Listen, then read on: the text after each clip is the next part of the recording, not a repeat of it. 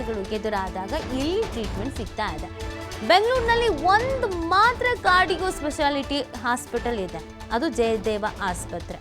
ಜಯದೇವ ಆಸ್ಪತ್ರೆಯನ್ನೇ ಅವಲಂಬಿಸಿದ್ದಾರೆ ವೈದ್ಯಕೀಯ ಶಿಕ್ಷಣ ಇಲಾಖೆ. ರಾಜ್ಯದಲ್ಲಿ ಹೃದ್ರೋಗಿಗಳಿಗೆ ಒಟ್ಟು 1936 ಬೆಡ್ಗಳ ವ್ಯವಸ್ಥೆ ಇದೆ.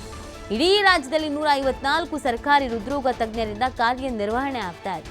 ಅದರಲ್ಲಿ ಬೆಂಗಳೂರಿನಲ್ಲಿ ಕಾರ್ಯನಿರ್ವಹಿಸ್ತಾ ಇರೋದು 138 ವೈದ್ಯರು. 34 ಮಂದಿ CTVS ಕಾರ್ಯನಿರ್ವಹಿಸ್ತಾ ಇದ್ದಾರೆ, ಬೆಂಗಳೂರಲ್ಲೇ ಕಾರ್ಯನಿರ್ವಹಿಸ್ತಾ ಇದ್ದಾರೆ.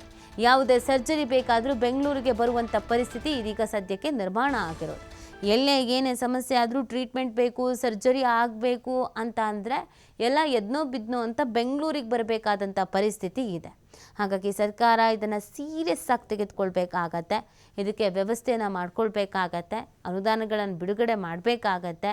ಹೃದಯಕ್ಕೆ ಸಂಬಂಧಪಟ್ಟಂತೆಯೇ ಹಾಸ್ಪಿಟಲ್ಗಳಾಗಿರ್ಬೋದು, ವೈದ್ಯರು ಆಗಿರ್ಬೋದು, ಸ್ಟಾಫ್ಸ್ಗಳಾಗಿರ್ಬೋದು, ಇವರ ನೇಮಕಕ್ಕೆ ಚಿಂತನೆಯನ್ನು ಮಾಡಲೇಬೇಕಾದಂಥ ಅನಿವಾರ್ಯತೆ ಪರಿಸ್ಥಿತಿ ಸದ್ಯಕ್ಕಂತೂ ಇದೆ. ಯಾಕಂದರೆ ಸಾಲು ಹೃದಯಾಘಾತ ಕೇಸಸ್ಗಳನ್ನು ನಾವು ನೋಡ್ತಾ ಇದ್ದೀವಿ.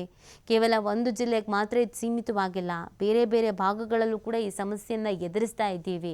ಹೀಗಿರಬೇಕಾದ್ರೆ ಇರುವ ಇಷ್ಟು ಹಾಸ್ಪಿಟಲ್ಗಳಲ್ಲಿ ಟ್ರೀಟ್ಮೆಂಟನ್ನು ತೆಗೆದುಕೊಳ್ಬೇಕು ಅಥವಾ ಇವೇ ಹಾಸ್ಪಿಟಲ್ಗಳಿಗೆ ಅವಲಂಬನೆ ಆಗಬೇಕು ಅಂತಂದರೆ ಕಷ್ಟ ಆಗತ್ತೆ. ಹಾಗಾಗಿ ಸರ್ಕಾರ ಇದಕ್ಕೆ ಸಂಬಂಧಪಟ್ಟಂತೆಯೇ ಯೋಚನೆಯನ್ನು ಮಾಡೋದ್ರ ಜೊತೆಗೆ ಯೋಜನೆಯನ್ನು ಕೂಡ ಜಾರಿಗೆ ತರಬೇಕಾಗತ್ತೆ.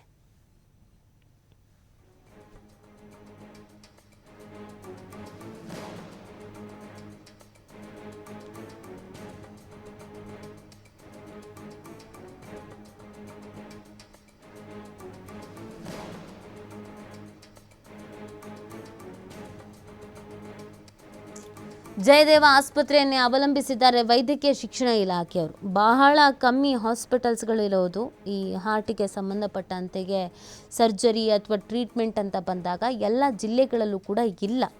ಆ ಕಾರಣಕ್ಕಾಗಿ ಇದಕ್ಕೆ ವ್ಯವಸ್ಥೆಯನ್ನು ಮಾಡಬೇಕು ಅಂತ ಇದೀಗ ಆಗ್ರಹ ಹೆಚ್ಚಾಗ್ತಿದೆ. ಈ ಬಗ್ಗೆ ಮತ್ತಷ್ಟು ಮಾಹಿತಿ ನೀಡ್ತಾರೆ ನಮ್ಮ ಪ್ರತಿನಿಧಿ ಗಣೇಶ್.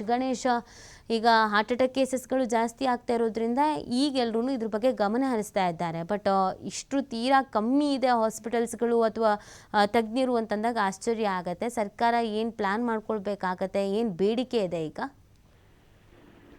ಖಂಡಿತವಾಗ್ಲೂ ನಿತಿ, ಮುಖ್ಯವಾಗಿ ಬೆಂಗಳೂರು ಸೇರಿದಂತೆ ರಾಜ್ಯದಲ್ಲಿ ಮಹಿಳೆಯರಿಗೆ ಜಾಸ್ತಿ ಹಾರ್ಟ್ ಅಟ್ಯಾಕ್ ಆಗ್ತಾ ಇದೆ ಅನ್ನುವಂತಹ ಮಾಹಿತಿಗಳು ಇರುವಂತದ್ದು. ಸರಿಸುಮಾರು ಆಸ್ಪತ್ರೆಗೆ ಬರುವಂತಹ ಹೆಣ್ಣು ಮಕ್ಕಳ ಸಂಖ್ಯೆನೂ ಕೂಡ ಸಾಕಷ್ಟು ಆಗ್ತಾ ಇದೆ ಅನ್ನುವಂಥದ್ದು. ಈಗಾಗಲೇ ಈಗ ಒಂದು ಕೆಲಸದ ಒತ್ತಡ, ನಿದ್ರಾಹೀನತೆ ಹಾಗೇನೆ ಬೇರೆ ಬೇರೆ ಕಾರಣಗಳಿಂದ ಹೆಣ್ಣು ಮಕ್ಕಳ ಸಂಖ್ಯೆಯಲ್ಲಿ ಹಾರ್ಟ್ ಅಟ್ಯಾಕ್ ಅಥವಾ ಹೃದರೋಗಿ ಸಂಬಂಧಕ್ಕೆ ಸಂಬಂಧಪಟ್ಟಂತ ಕಾಯಿಲೆ ಸಂಬಂಧಪಟ್ಟಾಗೆ ಚಿಕಿತ್ಸೆಗಾಗಿ ಆಸ್ಪತ್ರೆಗೆ ಬರ್ತಾ ಇರೋ ಸಂಖ್ಯೆನೂ ಕೂಡ ಇದೀಗ ಏರಿಕೆ ಆಗಿರುವಂತದ್ದು. 10% ಮಹಿಳೆಯರು ಈಗಾಗಲೇ ಆಗಿರುವಂತಹ ಹಾರ್ಟ್ ಅಟ್ಯಾಕ್ ಅಥವಾ ಹೃದಯ ಸಂಬಂಧಿ ಕಾಯಿಲೆಗಳಿಂದ ಅದರಲ್ಲಿ 10% ಮಹಿಳೆಯರೇ ಇದ್ದಾರೆ ಅನ್ನುವಂಥದ್ದನ್ನ ಈಗ ಜಯದೇವ ಆಸ್ಪತ್ರೆ ಮೂಲಕ ತಿಳಿದು ಬರ್ತಾ ಇದೆ.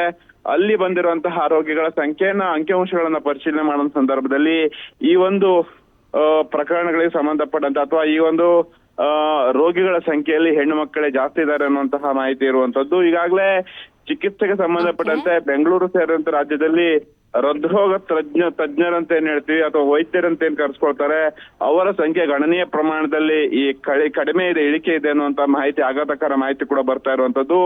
ರೋಗಿಗಳ ಸಂಖ್ಯೆ ಹೆಚ್ಚಾದಂತೆ ಅದಕ್ಕೆ ಚಿಕಿತ್ಸೆ ನೀಡುವಂತಹ ವೈದ್ಯರ ಕೊರತೆ ಕೂಡ ಈಗ ರಾಜ್ಯದಲ್ಲಿ ಇದೆ ಅನ್ನುವಂತ ಮಾಹಿತಿ ಬರ್ತಾ ಇದೆ. ಓಕೆ, ಥ್ಯಾಂಕ್ ಯು ಗಣೇಶ್ ತಮ್ಮ ಡೀಟೇಲ್ಸ್ಗಾಗಿ.